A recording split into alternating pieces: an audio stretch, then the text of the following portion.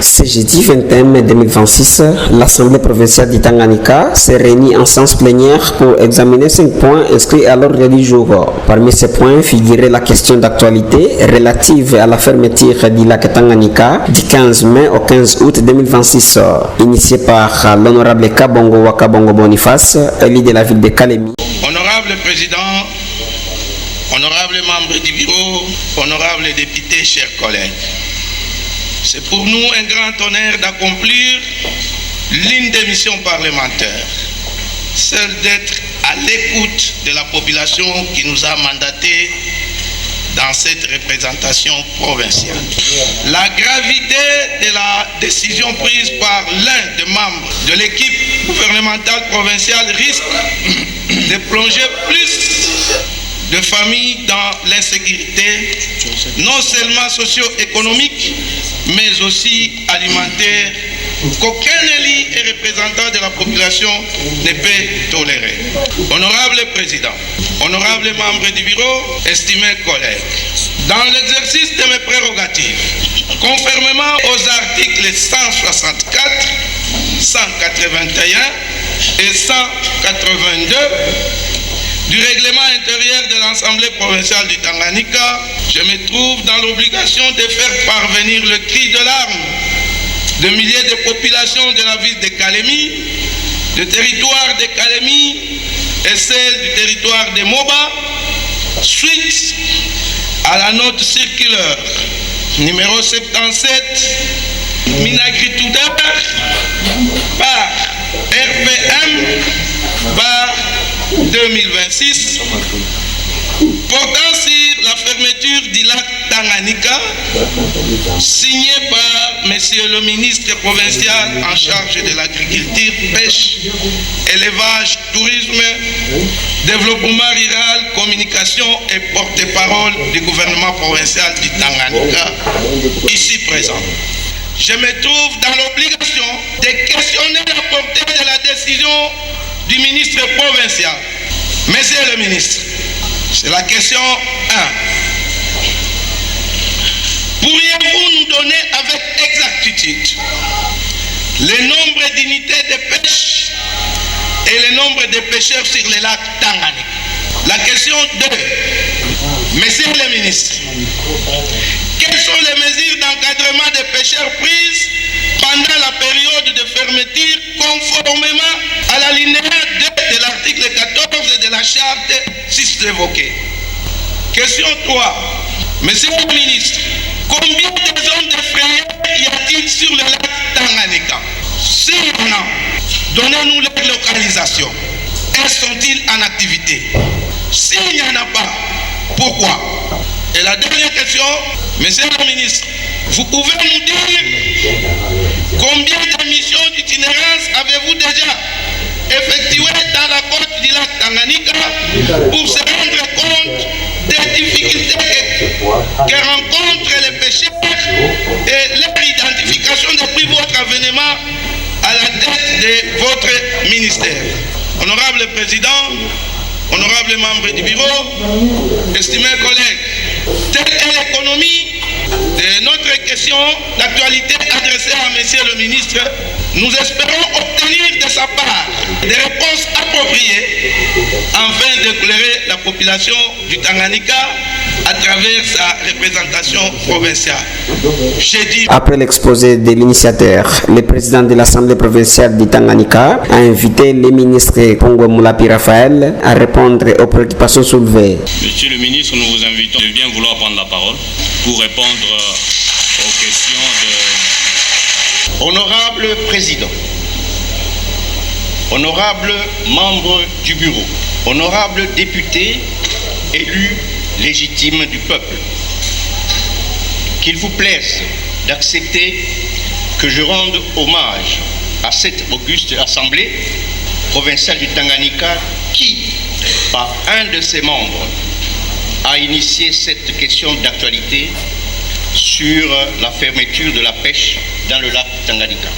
En effet, cette démarche démocratique illustre bien le souci que vous, les élus légitimes du peuple, avez en ce qui concerne la vie quotidienne de nos populations et la marche des activités dans tous les secteurs de la vie de notre chère et belle province. Souci partagé par ailleurs avec l'exécutif issu de vos entrailles.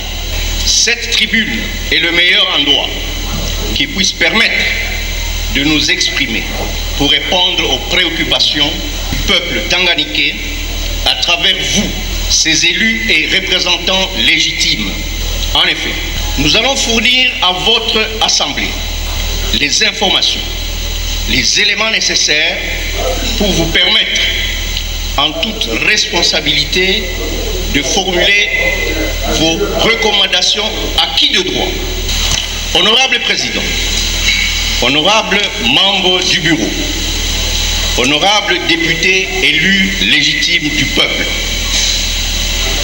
c'est en effet le 16 décembre 2021 que les gouvernements au niveau national de la République du Burundi, de la République unie de Tanzanie, de la République de Zambie et la République démocratique du Congo ont signé la charte appelée Charte régionale des États membres de l'autorité du lac Tanganyika portant mesures de gestion durable de la pêche au lac Tanganyika et son bassin. À ce sujet, des explications pour éclairer la lanterne de votre auguste assemblée et de l'opinion sont nécessaires afin de mettre en lumière les niveaux de responsabilité liés au domaine des compétences des institutions de la République. Permettez-moi cependant de relever que, sur les 4 questions soulevées par l'honorable Kabongo, 3 relèvent de la gestion quotidienne du domaine de la pêche et une seule correspond à l'actualité, la fermeture du lac aux opérations de pêche. Loin de nous l'idée d'esquiver le sujet, car nous avons les éléments de réponse à toutes les questions. Mais il nous semble logique qu'une question d'actualité concerne, entre guillemets, la clameur publique du moment, tel que l'honorable auteur de la question d'actualité lui-même l'a défini dans le contexte, et qui concerne les mesures d'encadrement des pêcheurs. S'en est suivi un débat nourri, marqué par plusieurs interventions de députés provinciaux. Le ministre Pungwe Moulapi Raphaël est revenu à plusieurs reprises pour apporter des éclaircissements. Honorable Président, honorables membres du bureau, honorables députés élus légitimes du peuple, permettez que j'aborde en premier la question sur les mesures d'encadrement, souvent énoncées comme mesures d'accompagnement dans le jargon usuel ici en province. Il est important de signaler ici le fait que la charte dont question relève du droit international et par conséquent est de la compétence exclusive du pouvoir central. En liant notre pays à des obligations d'application. Il n'appartient pas au gouvernement provincial de réglementer une mesure issue d'un accord dont la matière est du ressort exclusif du gouvernement central. Ni le gouvernement provincial, ni le gouvernement provincial, ni le ministre provincial en charge de la pêche n'ont le pouvoir de décider, tel que l'auteur de la question le dit, décider de la fermeture de la pêche sur le lac Tanganyika ou de lever cette mesure. À l'issue des échanges, le ministre a été libéré sous les acclamations de l'auguste assemblée. À cette occasion, le conseiller du ministre d'Agriculture, Pêche et Élevage, Maître Jean Kitoko, a placé un mot de remerciement à son ministre pour sa brillante prestation. Mes impressions sont bonnes, dans le sens que le ministre en charge de la pêche, son Excellence Moulapi Pungwe, a éclairé la lanterne. Il a essayé quand même d'éclairer les honorables députés de la quintessence de cette question de fermeture du lac. Bien sûr, nous éprouvons tous le malheur de la fermeture parce qu'il y a 2 milliers de la population qui vivent à cause de la pêche et du lac.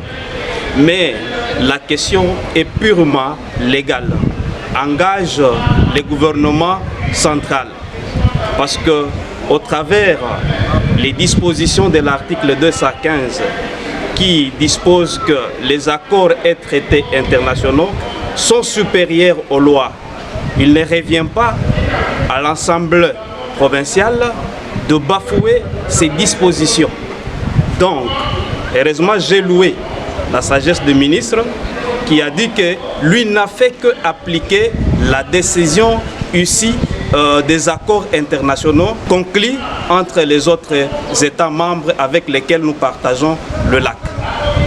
Alors, j'ai aussi aimé la sagesse de l'Assemblée provinciale, particulièrement du président de l'Assemblée, qui a dit « Nous n'avons pas compétence à annuler ce qui est dans le cadre du pouvoir central. » Alors, c'est ainsi que le président de l'Assemblée provinciale a proposé, avec les autres honorables députés, qu'il y ait une commission qui doit faire le plaidoyer au niveau central pour voir dans quelle mesure cette recommandation de la fermeture du lac peut être menée.